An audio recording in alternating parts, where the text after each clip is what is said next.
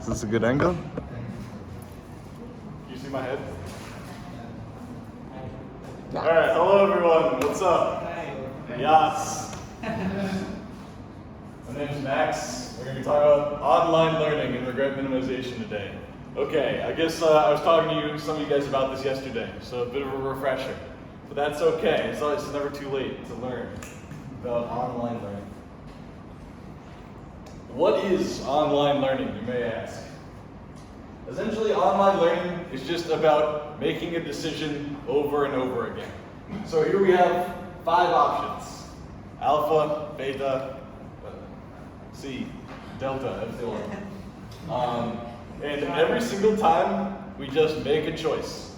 So this first time, we choose A, okay? And then after we make the choice, we get to observe the loss of each of the options. So what I mean by loss is, like, essentially we want the smallest number possible. You can do it with biggest number, it doesn't make a difference. For now, we're gonna talk about smallest number. So option A had lost 0.9, very kakos, yeah?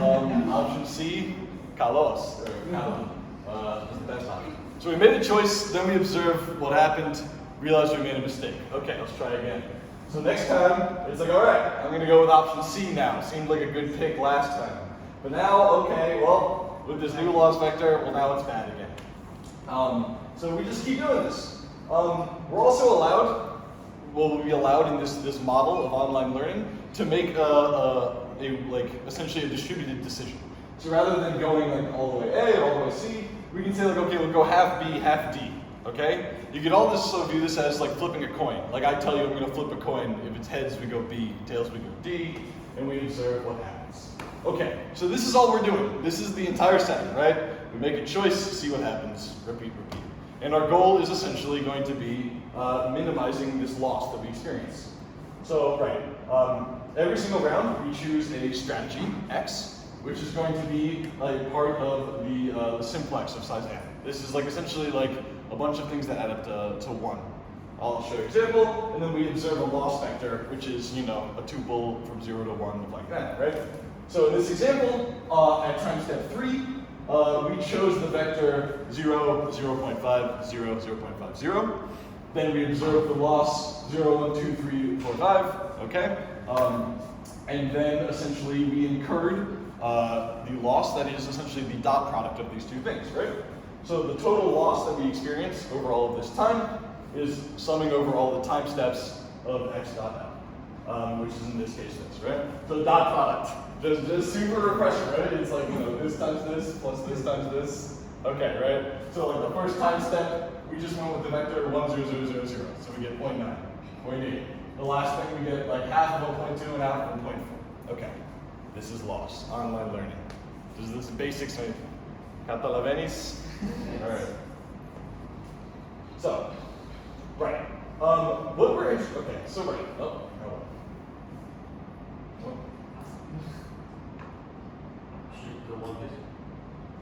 Is that one better? No, all right, one more try, one more, last chance. Okay. Okay. So right. The overall goal is minimizing loss. But essentially, we're going to be discussing algorithms that make choices in an online fashion. Like we give it as input the history, it's going to tell us what to pick next, okay? And the way we're going to measure how good these algorithms are doing is by this notion called regret, okay? Which is essentially we're going to take loss and compare it to a benchmark, okay? So what regret is essentially we're going to be looking at the total loss that we actually incurred versus the loss of the best fixed action in hindsight. Okay? So that could be like, you know, like in this example, if we look at all of the history, like if we played A every round, we would have gotten 1. If we played B every round, we get 0.9. C every round, we get 1.2. This, we get something like this. So like if we just stuck with B the entire time, we would have gotten 0.9. Okay? And so that is what we're going to compare ourselves to. Okay? So essentially, right, that is like what we're interested in terms of regret. Right? It's like the actual thing we got, which is like, you know, playing x1 at time 1, x2 at time 2, versus what we could have gotten if we stuck with x star, whichever is the best x star. Yeah, what's up? So like x star can change over X star can change over time, right? Like there might after be enough time, now suddenly enough history is piled up that now C is the best option, or D is the best option. Yeah, but in this, in this comparison, we say that X star cannot change over time. It's one option every single time, right? Right, like we were saying so capital T is some big time in the future. So like at time capital T, we compare what we actually did to, right. But as capital T keeps going, right, X star could change. Okay, but at each time T, you look at the best. Why are we doing this? What about the best fixed action in hindsight is a meaningful quantity? And I like to do this example of, let's say you're playing rock, paper, scissors against a guy. Does everyone know the rules of rock, paper, scissors?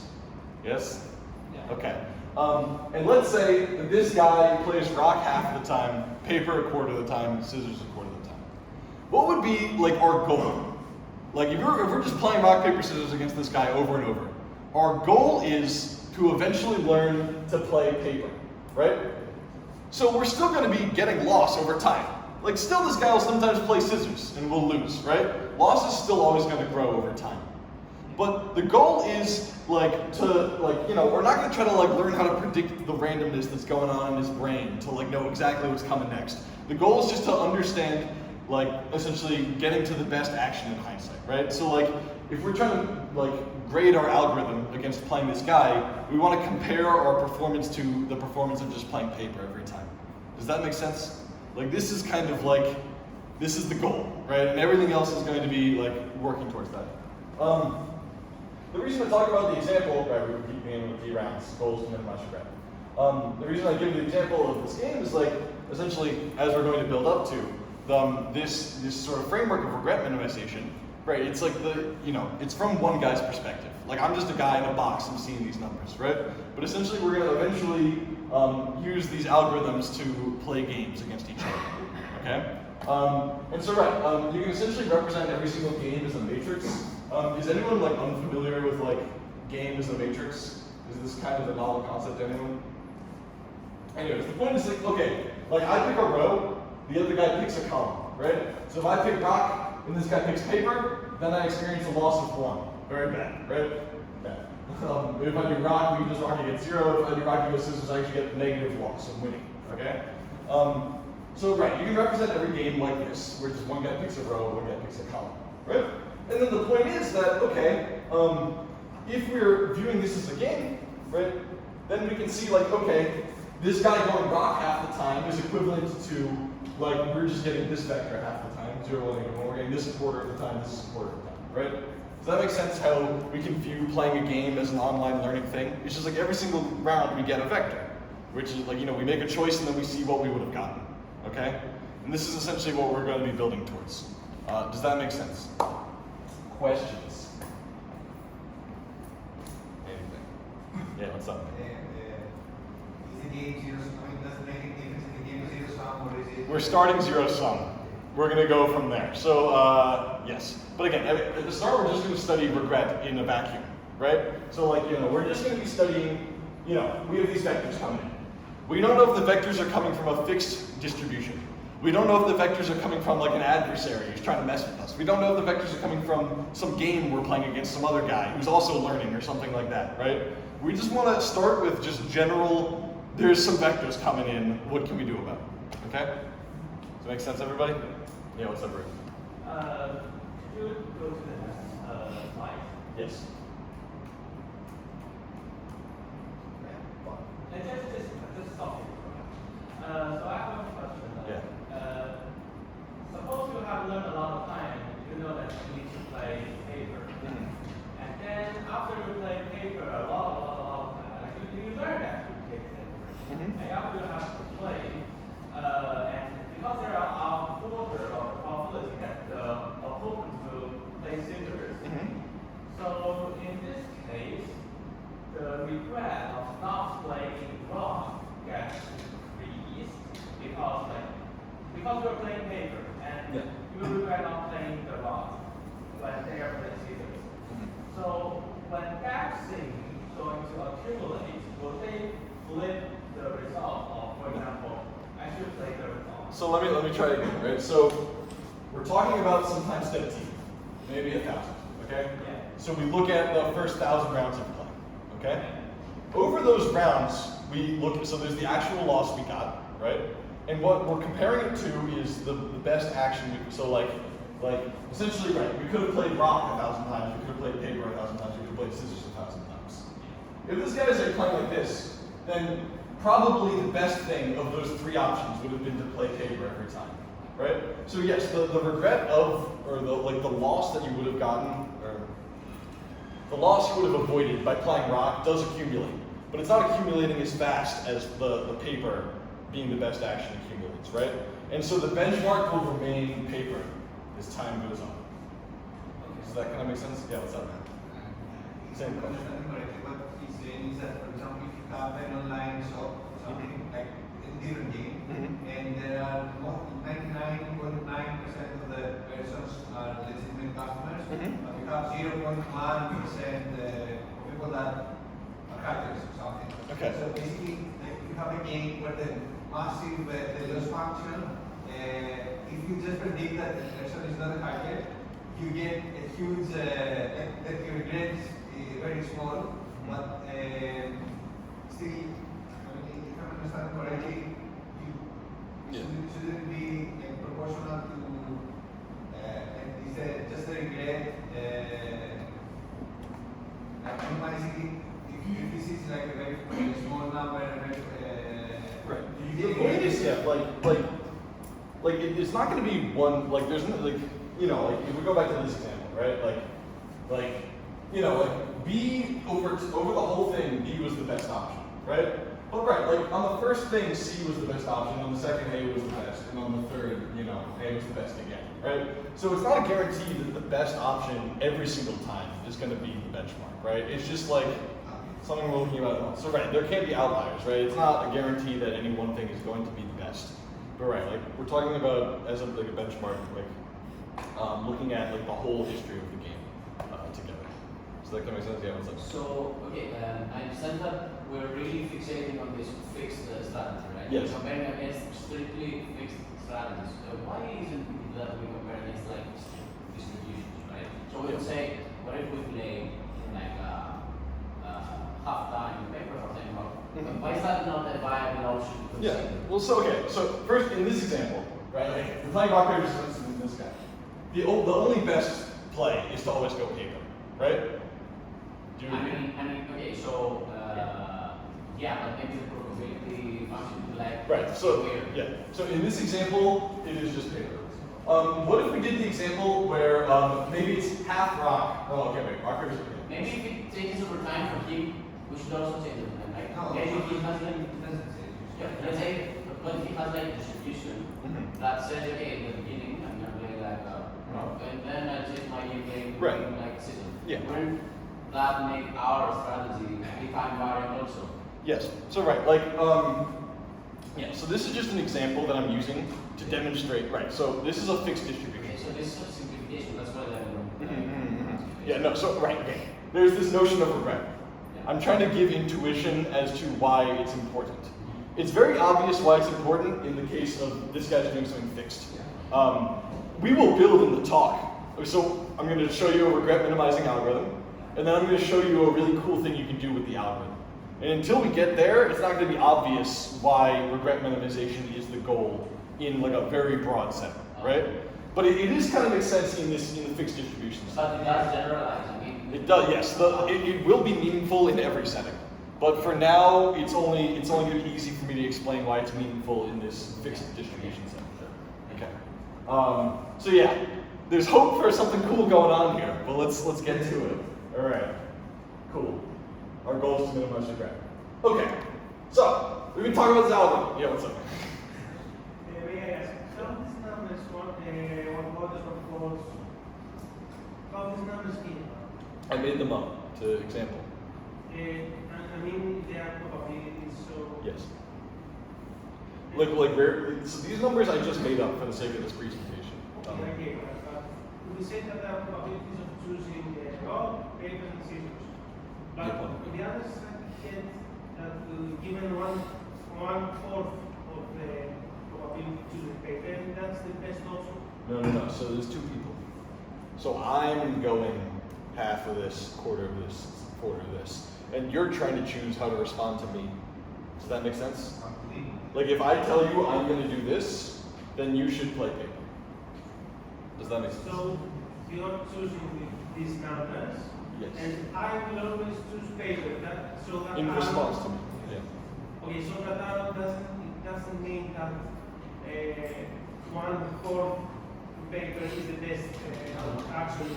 So this is my paper, and this is your paper. It's two-player game. Okay, I thought it was let's say choice. Given this probability was the best option.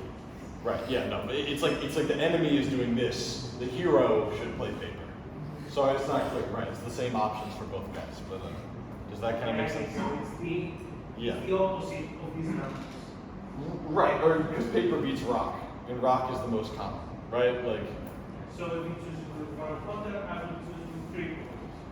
It means that the matrix is inverted for each of the players. Yes. Exactly. Right. So like this would be my matrix.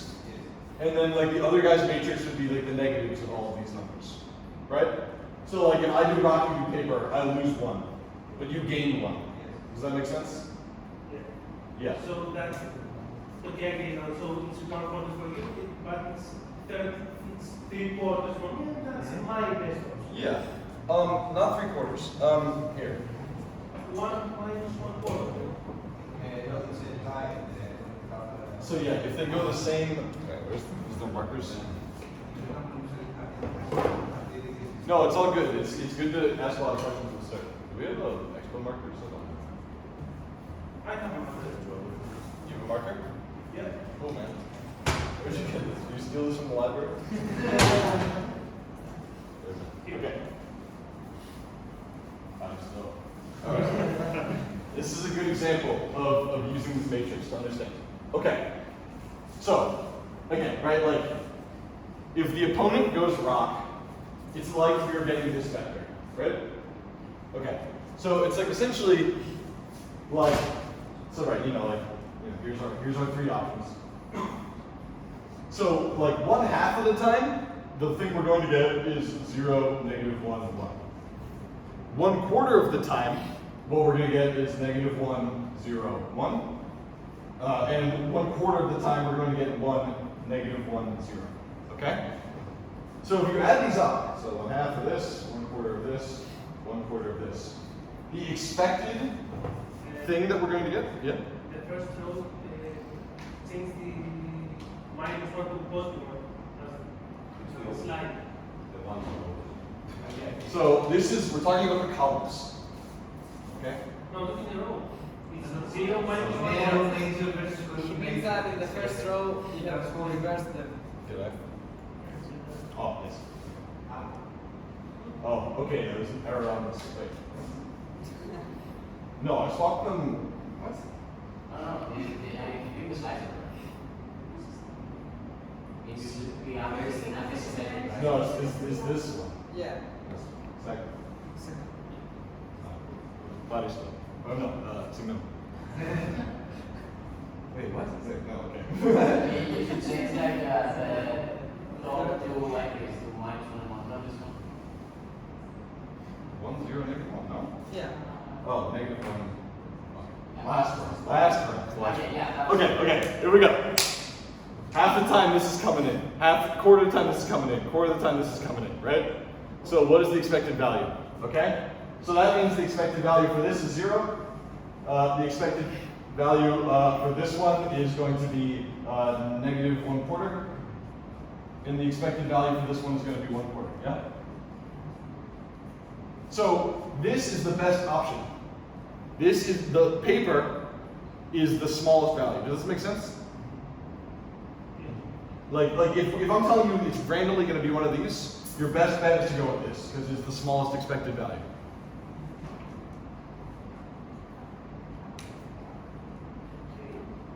Does this make sense?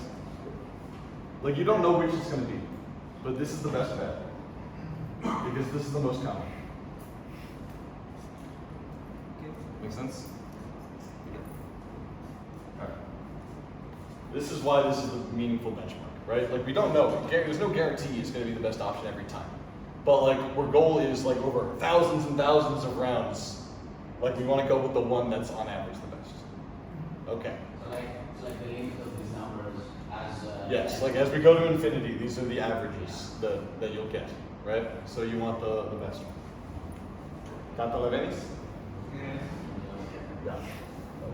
Cool. All right. So, what makes sense? If I like, let's just you know, I'm telling you this problem, and I'm like, you should make a choice for the next round. What's the most obvious choice? The most obvious choice is you look at what has happened so far, and you choose which one is the best in hindsight. Does that make sense? We're trying to come up with, like, we're trying to compete with the best action in hindsight. Let's look at the options, choose whichever one's the best in hindsight at every option, right? Is this a good idea? So this is the algorithm that we call follow the leader, right? Every single round, we just look at what's happened. We're like, oh, that was the best option. Let's go with that option. Okay. And so, essentially, we choose xt to be the x that minimizes, that's okay. It minimizes essentially the historical loss. So the problem is, this strategy is vulnerable to an adversary, okay? So we're talking about, we have these loss vectors coming in every round, and we don't know where they're coming from. It could be just something totally random like this, like just a fixed distribution. But we want our algorithm to work even in the worst case. And the worst case is we have like an evil man, and he's trying to like mess with our algorithm as much as possible. Like I tell him what my algorithm is going to be to make my decisions, and he's going to come up with loss sequences that are going to mess with me as much as possible, right? So if I tell him that I'm just going to choose whichever one's the best action in hindsight, then he's going to know, like, oh, like, I know what this guy's going to play, because he's going to play the thing that's the best in hindsight, therefore I'm going to put all the bad weight on that option, right? So let's just say if there's a tie, like historically tie, we'll just go with the first option. Okay, so let's say there's just 2 options instead of 5. Okay, yeah. So first round, we have no loss in either thing. So we go with the first thing. This guy knows the algorithm we're applying, and therefore puts all of the loss on the first thing. So now it's like, okay, historically the second option's better. Let's put all of our weight on the second option. But this guy already knew we were going to do that because we told him the algorithm that we're going to play. So he's going to now put all the weight on this side, nothing on the other side, like make us maximize regret. Now it's the tie again, so we're like, okay, let's go back. But he already knew that was going to happen, right? Okay, so bang, bang, bang, bang. Every single round, we're playing the thing that's the worst possible option. Because this guy knows that we're going to go with what option we're going to go with. Okay, bad. So in this setting, after T rounds, the total loss that we actually achieve is T, right? Every single round we get 1 loss. Very bad. The best fixed action is T over 2, right? So, oh my. That's all right.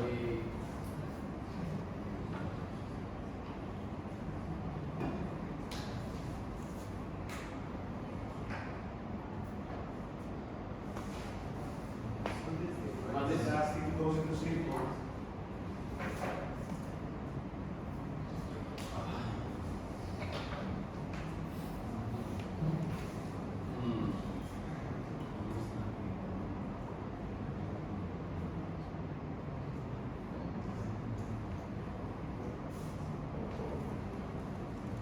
Wait, what is this?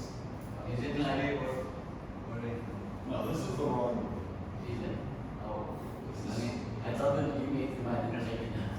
But you gotta know.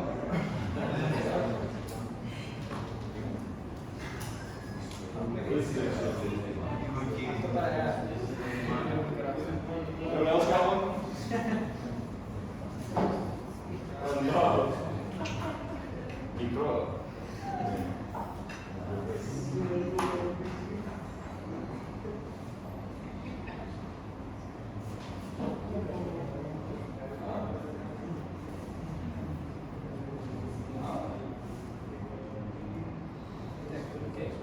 Okay. As I was saying, right? So this guy's messing with us. Every single round T, we get 1 loss, so total we get T loss. The best action in hindsight, well, either action gets T over 2 in hindsight, right? If we always play this, after 100 rounds we get 50. If we always play this, after 100 rounds we get 50. So again, right. So what I mean by hindsight, I don't mean if we literally played that, right? Because obviously if we always played this, then the adversary would know. What I'm saying is like, we let the game happen. And then we look back at the history. And we just look at, like, you know, just how many points each fixed action, right? So here's the problem, right? We're getting total regret T. The best action in hindsight is T over 2, right? So that means on average, we're getting constant regret. So there's just like a flat amount of regret that we're just feeling in every single round, right? This is not good.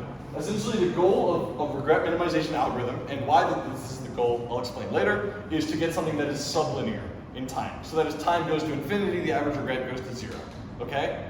I'll explain why this is the goal. But right, the point is that just playing the best action in hindsight is not going to cut it, right? Because we can get messed with in this way. Why is this bad? Well, it's bad because it's deterministic. In the case that we're against an opponent, we gotta mix it up a little. We gotta be a little random so that they don't know what we're gonna do. etc. The other thing that's bad about it is that it's overfit.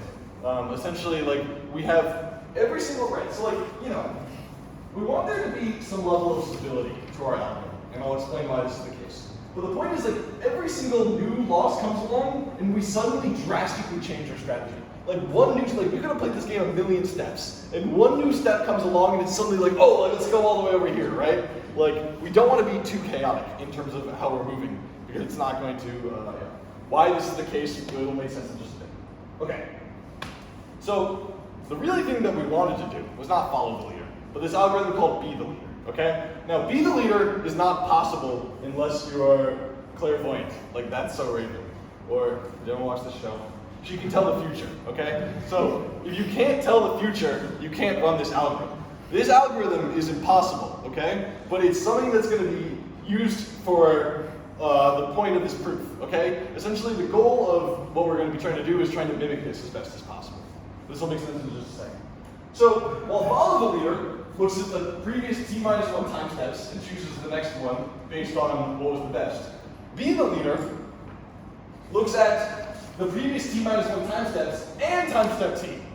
So it's like, let's make an algorithm that also includes this thing that's about to happen, okay, in terms of our decision making. This is not possible, right? But we're going to use this like hypothetical algorithm for the sake of our analysis, okay? The point is that if we did have just one step of future telling, right, we could go one step ahead in our heads, then essentially we could actually achieve negative regret. We can actually guarantee that we're going to be doing better than the best fixed action in hindsight. Do you have a question? Sorry. Okay. Anyways, so right, this is not an algorithm that's possible, but essentially our goal will be to mimic this algorithm as best as possible. Yeah, what's up? Be the leader. Follow the leader, be the leader. Okay. Do you understand like the definitions of these algorithms? Do you understand this is not possible? This is just something, we're just doing a little math here. It'll make sense why we're doing this math in just a second, yeah? Not the Lebanese? Why does be the leader always have negative regret? Why is it always doing better than the best fixed action in hindsight? Let's do a little proof. Okay, so what we're going to do is a proof by induction, okay? So every single round, we choose, like, you know, we set xt to be the thing that minimizes historical regret plus one step into the future. And we want to show that essentially the actual loss we incur, so this is like the actual loss, is going to be better than any fixed action in hindsight, okay? And what we're going to do is we're going to do this by induction, okay? So we're going to assume that we have negative regret after the first t-1 time steps, and we're going to try to show that we continue to have negative regret after t time steps. Everyone familiar with proof by induction? All right, cool, man. Okay, so first off, we're trying to show that we're better than the best fixed action in hindsight. By definition of be the leader, the thing that we played at time t is the best fixed action in hindsight, right? So this is equivalent to trying to show that this is better than having played xt exclusively over history, right? So writing out the summation, right? Right, we're trying to show that like applying x1 at time 1, applying x2 at time 2, etc. is better than having played xt at time 1, xt at time 2, etc. Right? xt every single round. Make sense? Okay? First off, these final two, okay, this and this, same thing. It's canceled, right? Boom.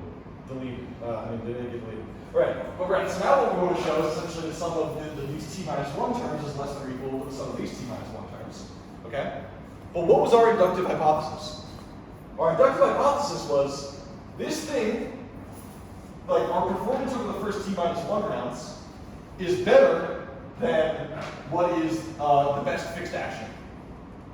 Whatever that best fixed action is, that's like, this is like any strategy possible. We did better than any fixed action, which means that we definitely did better than this specific fixed action, which is xt. Does that make sense? So like, we did better than any fixed action, including time t, induction, QED. So like the right-hand part is just an element of the set. Yes. That we are minimizing? Yes, exactly. Right? Like everything in this set, we're doing better than, including this one specifically. Does this make sense? Math, induction. Yeah. All right. So what's going on here?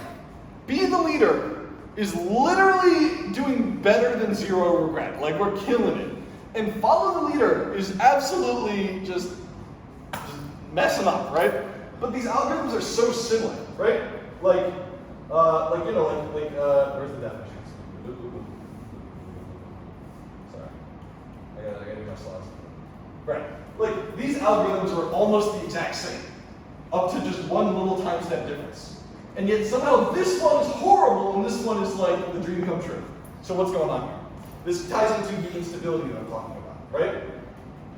So after one time step, these algorithms can be totally different. Let's go back to that example that we were talking about earlier, right? So in this example, where this guy's alternating over and over again. Before anything happens, this guy goes with the left side, because we're tiebreak going left, but this guy who sees one into the future is going right. Then, after the next time step, they're both gonna swap, right? The point is that, these algorithms, like whatever this guy plays here is what's being played here, right? Whatever's being played here is being played here. But the problem is, there's just a radical difference between what's happening between two time steps. So even though these algorithms are just separated by one step, they have radically different performance. Does that make sense? The problem is these things are unstable, okay? And the way to solve instability is to regularize, okay? And that's why I have this rocking chair here. So let me pull up a little animation I did here. Okay, so this is a linear function, okay? And essentially, I have a graph here. What is the minimum of this linear function over time? And so essentially, if this thing is tilted this way, the minimum is going to be at 0. And then as soon as it goes on the other direction, the minimum is going to be on 1, right? The point is that there's this point right here in the middle where this slight change radically changes, right? Like the line does like a very tiny change, but now the point that is the minimum goes all the way from 0 to 1, right? So this is why it's not fun to rock in a chair. It's not a rocking chair, right? Because as I'm rocking in this chair, there's this point where I do this very small rotation, okay? And suddenly the minimum of the chair changes all the way from the front to the back, right? Which makes this not fun. Again, this isn't strictly rotation, right? This is addition by small linear components, right? But it's like, roughly the same idea. So how do you rock in a chair? How do you fix this, right? You're going to add a convex function to it, right? You're going to add a strongly convex function to the bottom of the chair so that small changes will not greatly change where the chair is touching the ground, where's the minimum point of the chair. And so if we add a parabola, this one, to this thing, and now we do this, we see that, in the middle here, it's gonna roll. And there's going to be choices where we're going to, essentially as we're adding these linear components, there's not gonna be one moment where this minimum greatly shifts, right? And this is the point, right? If follow the leader and be the leader didn't change too much over time, and they're only separated by 1, and this one's doing well, then this one's going to be doing well too. Does that make sense? This is the whole idea of regularization. Yeah. You have some windows of overlap between FDL and BDL that would make you be competitive. So because you're not changing over time very fast, you have a time lag of 1. Sometimes you're gonna catch up with BDL, right? Yeah. But the point is right. So we're going to modify these algorithms so that we achieve this performance. Does this make sense though? So you've heard the term regularization. You all do machine learning, right? The whole point of regularization is to not overfit your data. It's like, we don't want one new data point to come in and suddenly like predicting something totally different, right? This is the point. You make the bottom round and we're gonna roll. And we're gonna roll and we're not gonna freak out when we get something crazy going on. This is the idea. Okay. Max. Yeah, what's up? So I would like to ask that FTL, is there any applications that it might be better than be the leader algorithm? Better than be the leader? Is there any case that it might be better? I don't know about, so there's cases where, I'm about to introduce the regularized version of these algorithms. And there's like when you're dealing with the purely stochastic case, like if you know it's purely random, then there's no reason to randomize, right? If you're not in the setting. But be the leader is always going to be better. Yeah, I'll say that. I'll say that with confidence. Be the leader. Right. Didn't you just prove it? Well, this doesn't prove a lower amount than follow the leader. We prove that be the leader is negative, but yeah, it's not. I don't think so. I don't think it's meaningful. But right, we want to add this. We want to add some of this. Okay, how are we gonna do that? Is everyone following? Oh, wait. Everyone's eyes closed. Eyes closed. All right. Well, I see many open eyes right now. Close your eyes. All right. We're gonna do thumbs up in the air if you're like super following. Thumbs down in the air if you're super lost. Thumb in the middle if you're like kind of confused. Your eyes are open. This is anonymous. Close. Close. I'll go with it. Okay. This is good. This is looking good. Everyone's thumbs are down. Okay. Incredible. All right. Okay. Regularize. Regularize to make it more stable between rounds. Let's go. Okay. So now we're going to introduce two algorithms. We'll follow the regularized leader, which is the end goal, and be the regularized leader, which is again something that's impossible, but something we're going to use for analysis. So now we're going to take one strongly convex function. All that means is it's at least as curvy as the y equals x squared. That parabola. It's just going to curve up at least that fast, okay? And now what we're going to do is, the original follow the leader is we're going to minimize the historical loss. But the new thing we're going to do is we're going to minimize the historical loss plus this regularizer up to a certain constant. And so we're going to have this parameter eta that we're going to be able to tweak. But this is just some constant. So the point is that now, rather than our loss function just being a line, which is just like the history, now it's going to also curve a little bit, right? So now it's going to roll if it's in the middle. Make sense? You guys understand the definition? And similarly, we introduce be the regularized leader. Again, something that's not possible, but is going to essentially be used for analysis. And how we're going to proceed is we're going to show that the regret of be the regularized leader is small. It's no longer going to be negative, guaranteed, because we messed around a little bit. We added in this little bit of noise just for the sake of stability. So it's no longer going to be 0, but we're going to show it's going to be pretty small. And then we're going to show that the regret that follows the regularized leader is going to be very close to the regret of be the regularized leader. Now that there's stability, these algorithms are going to perform very similarly. And you put these two together, so this is small, this minus this is small, and you add them together and you get the regret that follows the regularized leader is small, okay? We on board? We're ready to dive in? Math? All right, here we go. Regret of be the regularized leader. So we can take advantage of the proof that we already did. The proof that we already did is that the regret of be the leader is strictly negative, okay? And what we can do is we have this new algorithm. I gotta fix this slide so I don't know what it is. But the new algorithm, we can kind of view it as this is just kind of what happened at time step 0, right? So this is like time 0, and then time 1, time 2, time 3, time 4, right? Does that make sense? So we add in this artificial thing that happened at 0. Because of the proof we already did, we know that the regret that we're achieving is going to be better than the best fixed action, assuming that this is one of the rounds, rather than this artificial thing that we added in. The point is that, because of the proof that we already did, this regret that we actually incur, including if we add in this term, is going to essentially be,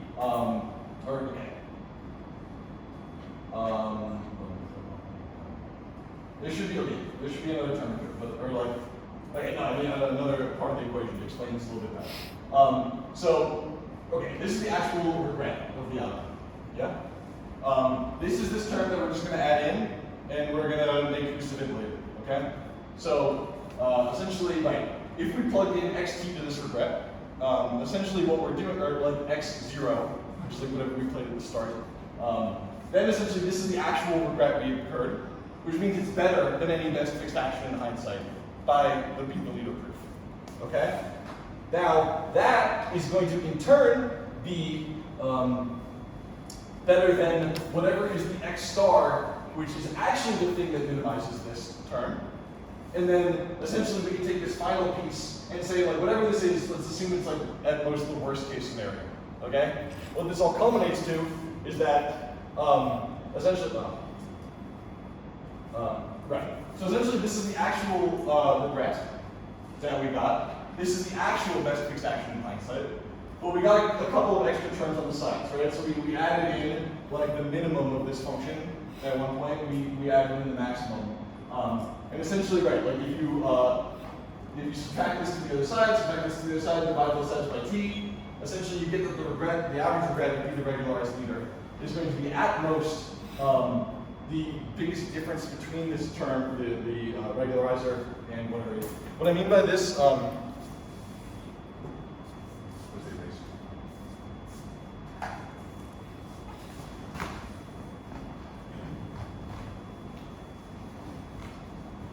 you know, so we have this function like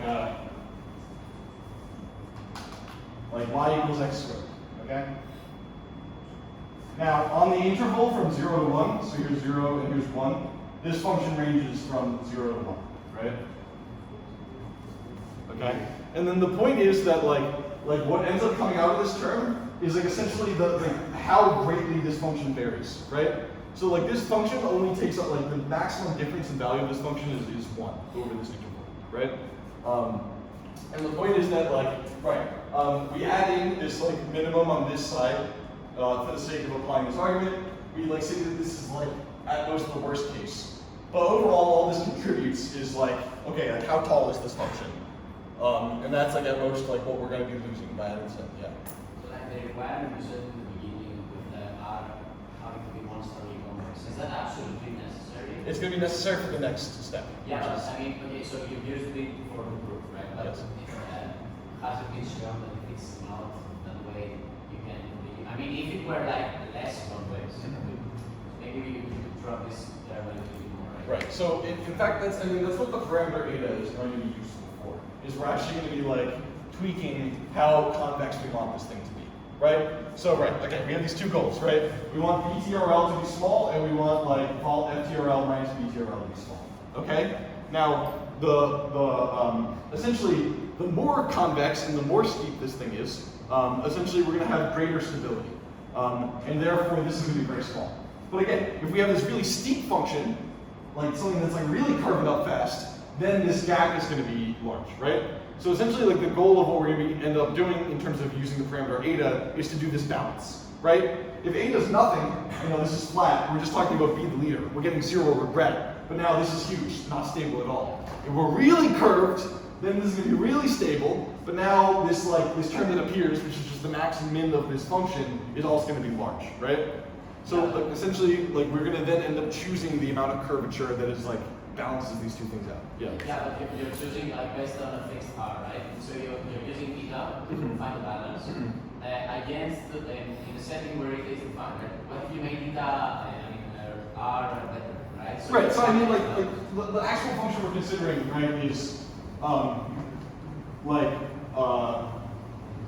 y equals like well, it's going to be 2 over eta. Yeah. Wait, okay.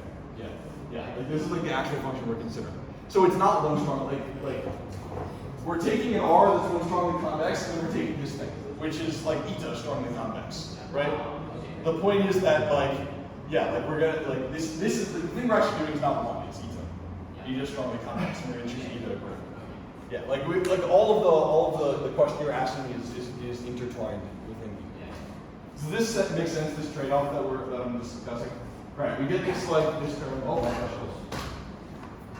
Okay. That's the point. Essentially, we get that the regret be the regularized leader is at most like the height of this thing with like a 1 over a to t term. Okay. Then we're talking about how do these algorithms compare, right? So here are the two algorithms. Essentially here, we have this little graph here. So I'm just using L1 to denote the loss at one specific time step at t minus 1, and L2 to denote the loss at the very next time step, right? So these are like the loss functions, from 0 to 1, right? And so essentially, so what do we have here? So this is at like time step t minus 1. Here's the minimum point. So according to this algorithm, we would be applying x1, or according to the follow the regularized leader, we're applying x1. Then we add in a little thing, right, for one additional time step. Now the new minimum shifts over to x2, okay? And now this is what b the regularized leader is applying, right? So we have this slight shift to our parabola, slight shift to what is the minimum. We're trying to quantify how bad can this shift be, how large can this be, right? So we introduce, So the actual loss vector that we're interested in. So right, when we go from time step t minus 1 to time step t, all we're changing is we're adding in like an LT, right? And so essentially, we have the following. So we're interested in. Take a second.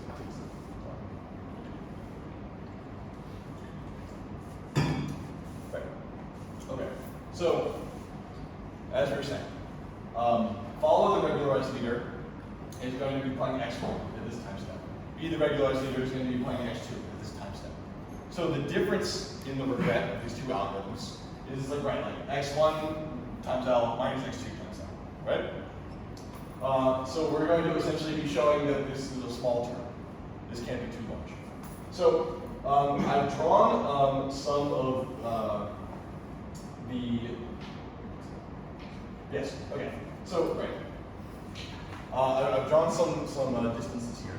First, we're going to say that, if we define this to be x1 and this one to be x2, we'll say that the difference of x1 on this graph versus this graph is c. The difference of x2 on this loss versus this loss is d. And then we use a and b to denote these two differences, okay? Now, the point is that the difference between these two regrets is going to be equal to c minus d, right? So, what we're interested in is, essentially how did x1 perform? Okay. Well, because, sorry, I'm just trying to come up with the best way to say this. The point is that, the gap between these is exactly this quantity LT, right? Or if you took the difference of these two functions, you get this linear function. That linear function is the loss you're getting at time step t, right? So this versus this is how much more loss x1 got than x2, right? This is the loss of follow the regularized leader at this step versus the loss of be the regularized leader at this step, up to an additive factor. And so the point is that the difference between these two things encapsulates how much better we're doing from time step 1 to time step 2, which is c minus d. Okay. Now the first thing that we're going to observe is that because wait, is this? Yes. Right. Yeah. So it's this minus this, and then because we bounded our losses between 0 and 1, essentially this is going to be at most just the distance between x1 and x2. Essentially, right. So you guys understand how if we subtracted these two graphs, it would be a line. This just descends linearly, right? By our definition that the losses are between 0 and 1, the slope of this line is at most 1, right? So this is just saying that if this is at most 1, this distance is at most this distance, right? The horizontal distance, right? Okay. So this is saying that, okay, this is an interesting quantity. It's at most the difference between x1 and x2. This kind of aligns with our intuition about this subject, right? That as long as follow the regularized leader and be the regularized leader are similar, as long as the things we're applying in 2 consecutive time steps are close, we have this good bound on the difference between the losses. So this is us upper bounding the difference of the losses coming from time step t by this distance. Okay. So we have this. We also have, by the 1 over eta strong convexity, of the function 1 over eta times r, that essentially this length a is at most 1 over 2 eta times the distance squared, right? So let me try and get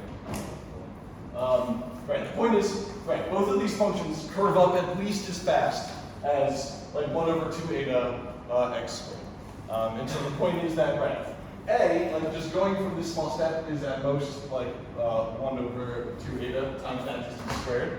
B is similarly bounded by that. And therefore, this is the big important step. We have that C minus D is going to be equal to A plus B, right?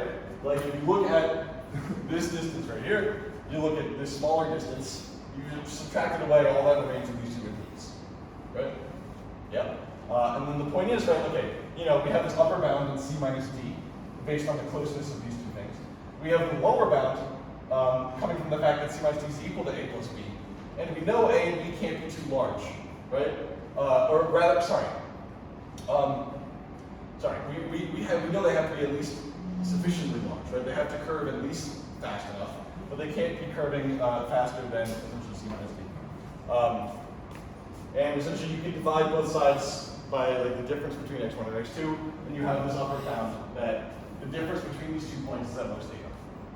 Okay, does that make sense? Questions? So, Yeah. I have one question. I mean, it's probably to assume that is this monometer thing kind of in some way related to like the secretary problem where you know look at monometer E the first time so that they like use information to Like in terms of how, well, so it is I just, mean there's some sort of trade-off here, right? And Yeah. there's another kind of trade-off there where between observers and availability for choices. yeah. Is it somehow related or is it just Well, I mean, trade-offs are all over math. yeah. That specific trade-off, not necessarily, I wouldn't say. Again, right, like you're sacrificing like stability for like the optimality of beta regularized Yeah, yeah. What I would say is that you must give you like the secondary problem as a game, right? So Yeah. so they so like you may either choose or not choose, like these are two options, right? But and you may get some kind of loss based on who actually is the best guy. But the difference is that the game stops when you actually choose.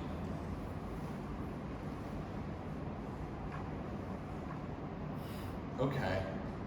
Yeah, there's probably a way to view the secretary problem in a similar framework of analyzing it versus a hypothetical algorithm that's not actually possible, right? The first thing that comes to mind, though I'm not sure this is the exact right way to do it, is like you're comparing the secretary problem. So like, okay, the secretary problem is you make your choice and you're done, right? So like the hypothetical algorithm is like, we make our choice and we're allowed to go back some number of steps. So like at time step t, we can go from t back to t minus 100, And right? like pick another candidate that's passed. Right. So I guess you could view it in terms of a trade-off, like, right. So there's this like impossible algorithm to run. That would be that. And it's like, okay, but we know that, okay, so if you make the algorithm super impossible, like you get to go back to the start of time, you know it's going to be perfect. Just say it. Right. But also, when you do something super impossible, it's going to be very different from the execution of like an algorithm that isn't super impossible. So, yeah, so like the idea of comparing yourself to something that's impossible, or uses future telling, and then like kind of balancing how impossible we want to make this, like for the sake of realizability, is like a proof technique that you could apply, or algorithmic principle idea that you could apply. Nice connection. Trade-offs. Stability, at most data. Okay, you put these things together, right? So if we have that, so this is our definition of follow the regularized leader. Here's the definition of follow the regularized leader. So the difference between the regrets of these two algorithms, the average regrets, you have this term that cancels, which is like the best action in hindsight. So we're just talking about the loss of follow the regularized leader as the loss of be the regularized leader. Right, at every single time step, they just play something that's one apart, as we were discussing. So we're just summing over time of like the difference. But right, in this previous like argument, we've just, okay, so right, essentially, again, this is going to be at most just like the magnitude of this difference, because again, like the slope of those lines at most one, that's the two-dimensional analog for the sake of intuition. And then the point is, okay, we've done all of this work to show that these differences can't be too much, right? Again, like if you kind of lost track of the math a little bit, go back to the intuition that the goal is we want what we're applying at time step t minus 1 and what we're applying at time step t to be close enough. And like essentially, right, like the point is that because we've chosen eta that's really small, we can bound this. So then you put it all together. Here we have the regret of follow the regularized leader. You can write this as the regret of be the regularized leader plus the difference between the two, right? We've bounded the regret of be the regularized leader by this, right? This term involving the regularization function we used, and also this 1 over eta, right? The larger eta is, the more flat we are, the closer we are to actually being be the leader. We're chilling.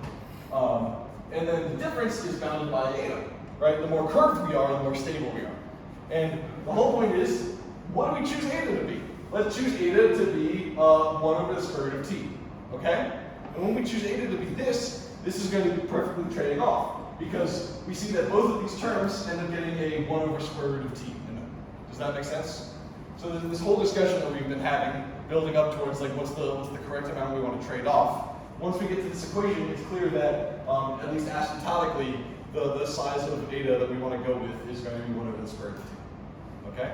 And that means that we have a regret of an algorithm that's actually possible is sublinear. Okay? One last step. Why did we do this? Why do we care about having sublinear regret? What's the point? Let's go back to this game setting. So we have two guys. They're both playing rock, paper, scissors against each other. I'm going to take a sip. It's a grand finale. Sometimes. You know what time it is?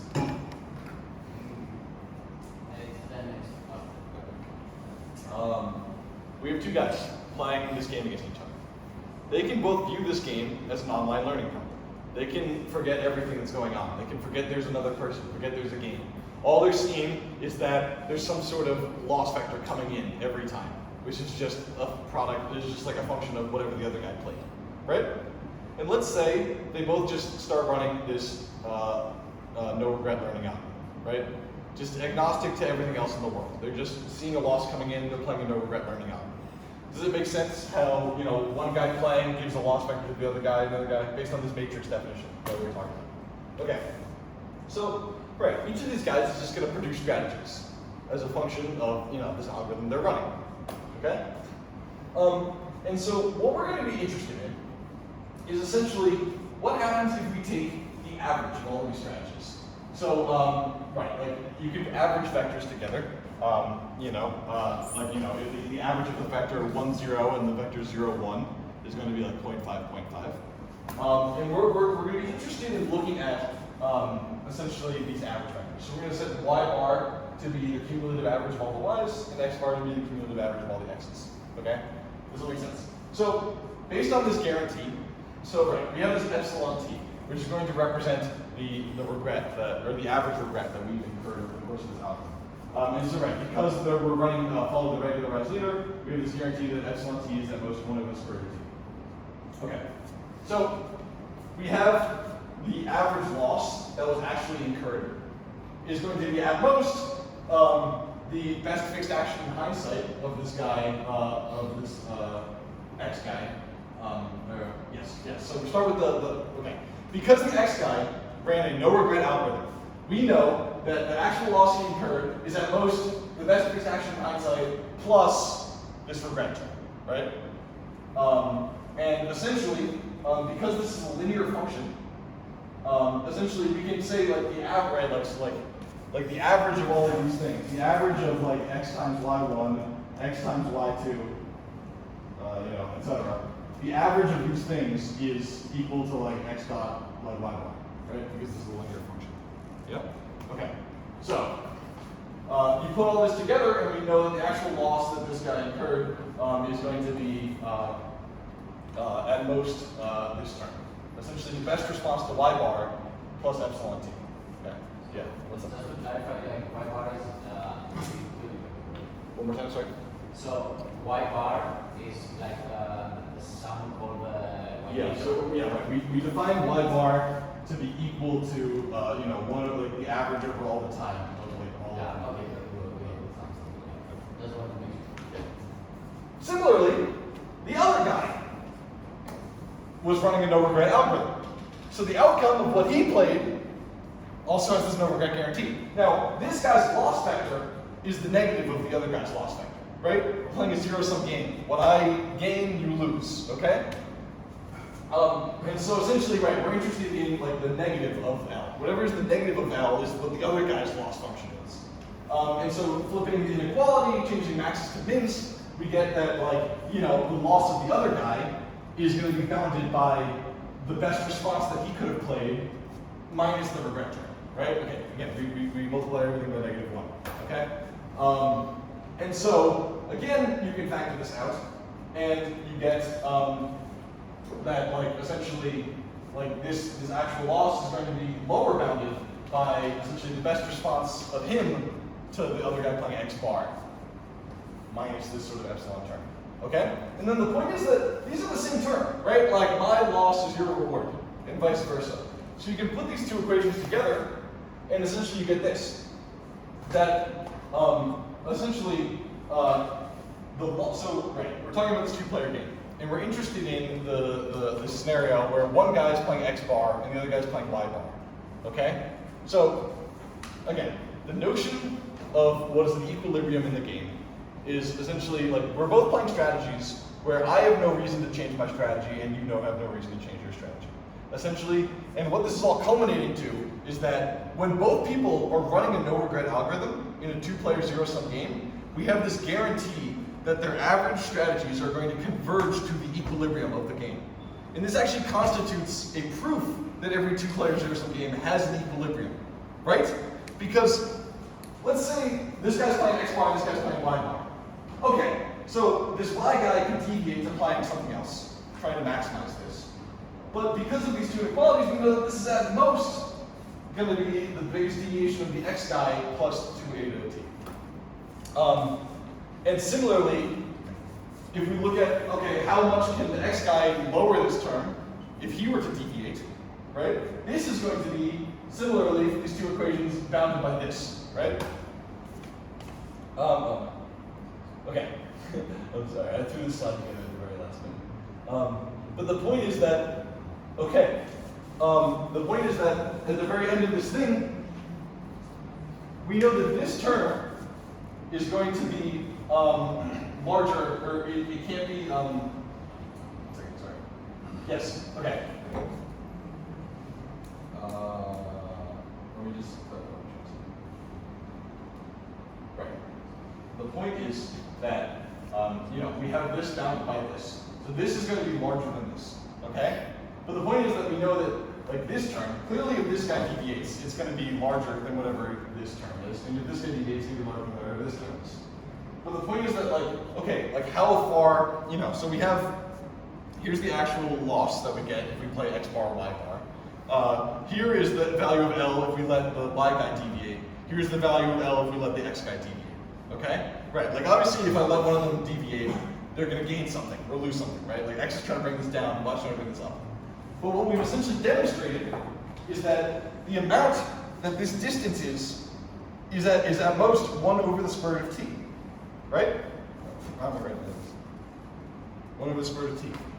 So that means that if you graph this over time, like how much can both of these guys benefit from deviating, because this thing is sublinear, these deviations, they have to converge to 0. Which means that as time goes on, people can get less and less out of deviating. And as time goes on, this like X bar, which is like the average of all the time, has to converge to what constitutes the equilibrium of the game. And the existence of a no-regret learning algorithm, or an algorithm that achieves sub-constant regret, is a proof that this equilibrium exists. Because this algorithm has to converge to something where no one has incentive to deviate. And if no one has incentive to deviate, that means this thing has to exist. We're going somewhere, right? No regret learning. So that's why we care about minimizing regret, even in any case. Because essentially, in the game setting, in the adversarial setting, there's going to be this really fascinating property in terms of convergence to what is an equilibrium in an adversarial game. Nice. All right, that's the basics of no regret learning. Now it's break time.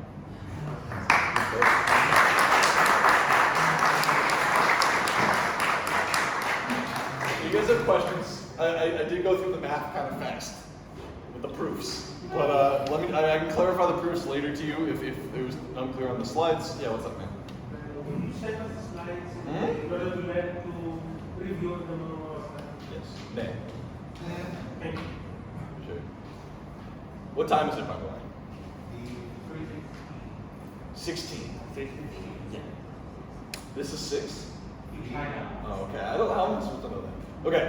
So I got more, but we should take a little break. Take a little break. How are y'all feeling? So essentially, yeah, I'll go for it. I have a meeting role, so what time will you think? It's up to y'all. I mean, I'm probably gonna give another talk tomorrow. I got all of this. I got all of this. Okay? So we got all of this. So we can stop whenever, okay? I mean, I have 3 hours.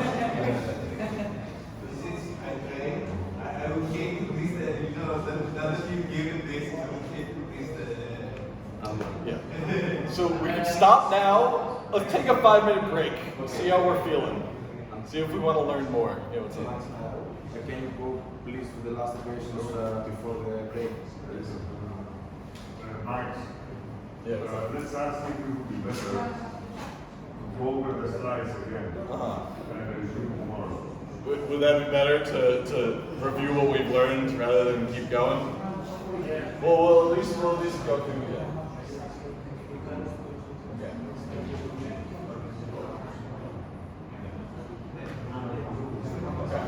Okay. Okay. So again, we have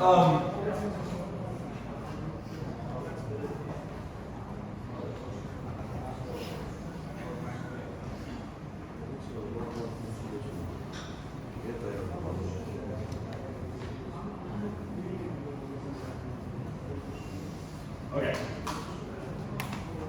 We have this function L, okay? And essentially we're thinking about this 2-player game, right? Where one guy chooses X, the other guy chooses Y. Okay? It's so hard to write. One guy chooses X, the other guy chooses Y. And then we get this value. The goal of the X player is to make this as small as possible. The goal of the Y player is to make this as big as possible. The actual value of this function is defined in terms of a matrix, right? It's like X transpose AY. Right? But we don't even have to worry about that. The point is that we have this value, right? Like I choose this, you choose this. You're trying to minimize, I'm trying to maximize, right? What constitutes an equilibrium? So we would say that Lx bar, Ly bar is an equilibrium if neither guy has an incentive to deviate. So what that would mean is that, okay, what would Y do if I gave him a chance? If I was like, I'm gonna play X, like what are you gonna do about it, right? So the Y guy would deviate and play whatever's the thing that maximizes this function with X bar fixed. So over all possible Y stars, what is the thing such that L X bar like Y star, right? Like let me play the best response to what you did, right?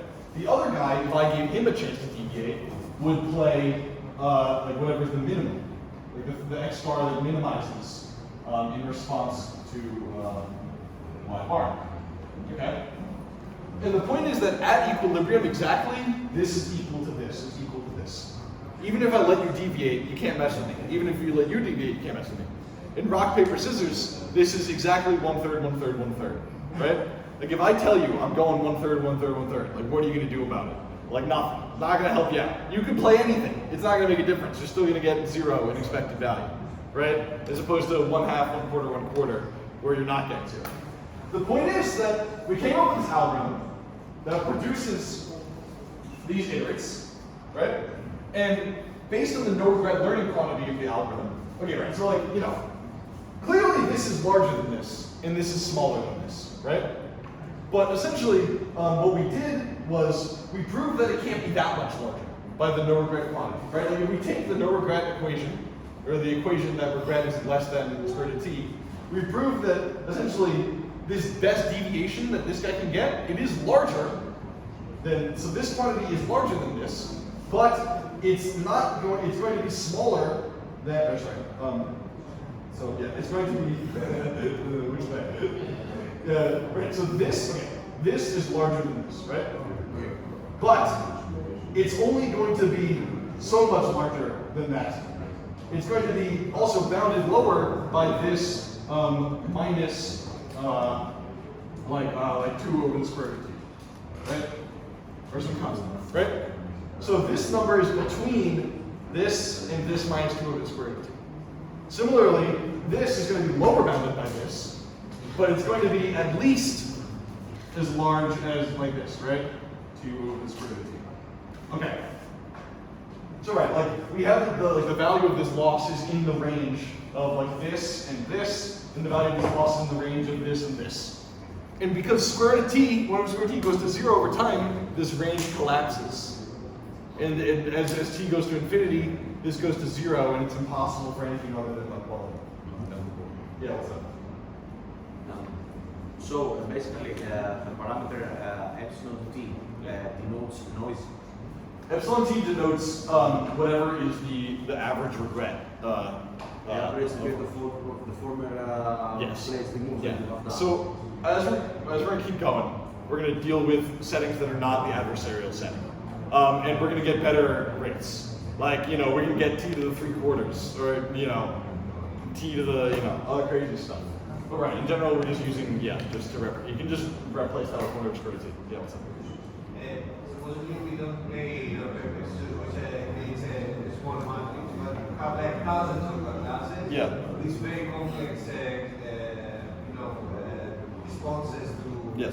So like how I'm trying to what's it like more complex example like I mean do you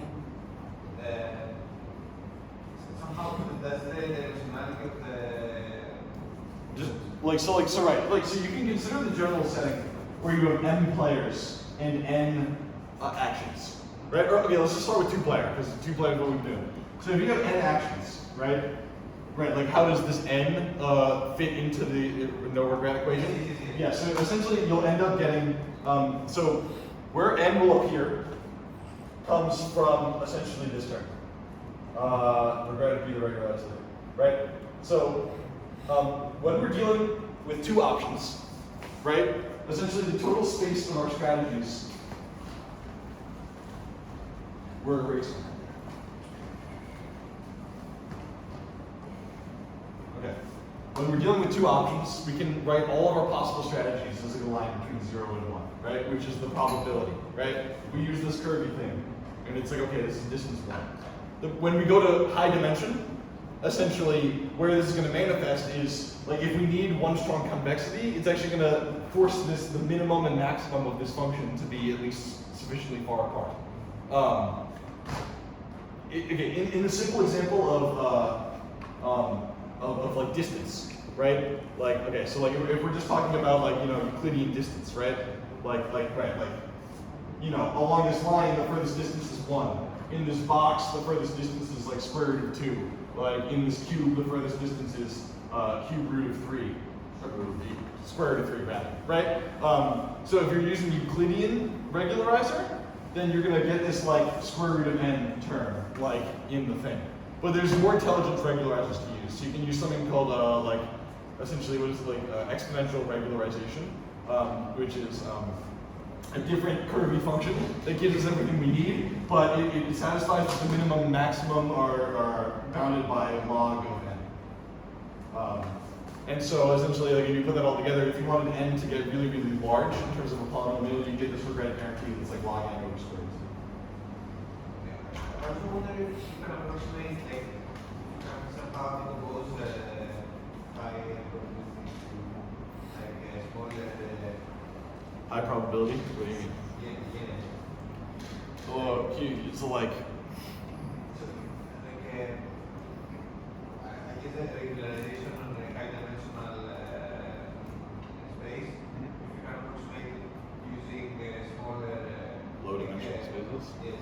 Like if you can somehow find the correlation of. Anyway. No, I'm gonna go through level 2 tomorrow, probably, or maybe Friday. I'm gonna try to finish it off with some open problems. that if y'all are interested in working on, I'm happy to like collaborate with y'all while I'm here in Athens. That sounds like an interesting problem. I guess you're discussing like low-dimensional representations of games that somehow encapsulate a lot of, I guess, the. Maybe some of the dimensions that are not played low or some like. Right, exactly. Like they're not in the support. Right. So like, yeah, there's tons of games where like every option. Right. So in rock paper scissors at equilibrium, I'm playing a little rock, a little paper, a little scissors. We could add in a fourth strategy to the game. Like I don't know, like. You throw it off. Like hand. If you play hand, you lose no matter what, right? So like you'll end up like not actually ever playing that at equilibrium, right? So a lot of games have many strategies, but only like a very small number of them are actually in the support of the equilibrium.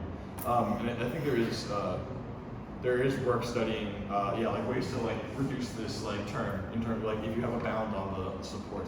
I think you can get it down to like log s. Also, you said also you have players and then like a class, let's say, but like can a player and in when you do when you try to do a match, for example, you can also have a random for example, if you're playing W, there's a player that's the dice actually. Okay. So basically, Backgammon. yes. I've never played that game. Yeah, anyway, I mean, there are games, you know, that you can also there is some sort of chance that's actually a choice made by the universe and physics. And I mean, Could you view that as a no regret algorithm? I mean, so, right, I did this thing where I expressed rock, paper, scissors as a matrix, right?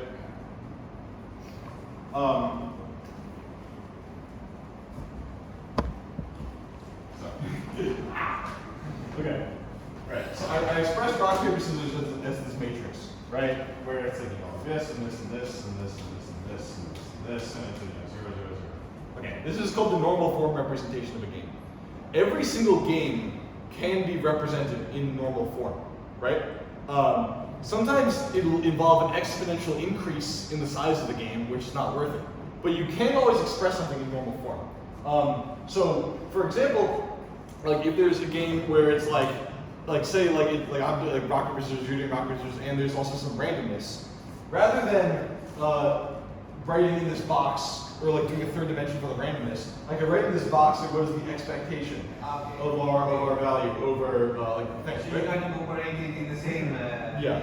But yeah, every single game can be represented this, right? So some games take place over multiple rounds. You could think of like poker, right? Like poker takes place over multiple rounds. But then rather than having a row for every action in each round, like each row represents a total plan about what I'm going to do at every round. Or you can do this in chess too, right? So chess could be represented as a matrix. But each row is for every possible chess position, what is my plan in that position, right? So that would make this game like exponentially large, right? So you could compute the equilibrium of this game. Or really there's just one row out there that is either best or top. Is a zero-sum game, right? But right, not gonna pay off. Not worth the exponential increase. But you can always represent games in this form. Thank you. What's up? So yeah, one question I had, it's not actually a question, but could you give us like a different motivation rather than proof for the staying point the equilibrium? So Sorry, like, another motivation. you would like use this algorithm like in practical setting to control something in real life. Did you tell them about the experts problem? The experts problem? Yeah. No. The experts problem is one way this is often phrased, right? Where you're trying to get advice on some sort of topic, right? So like you have a bunch of different people who have Imagine that every morning you have a microphone, you have 10 newspapers that tell you what to do with your money. By the end of the day, you know who was right and who was wrong. Imagine that you want to, what do you want? You want always to be ahead. That's impossible. Okay? Because there will be people who are trying to make you lose your money. I don't know. You want one of them. You want to be as good as them. Yeah. Actually, So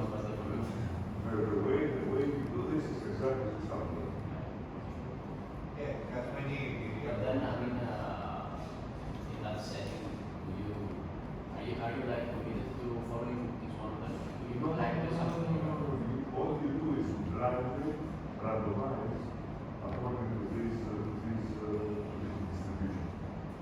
You know, every time you update your distribution. And essentially what you do is the performance of every predictor, of every advisor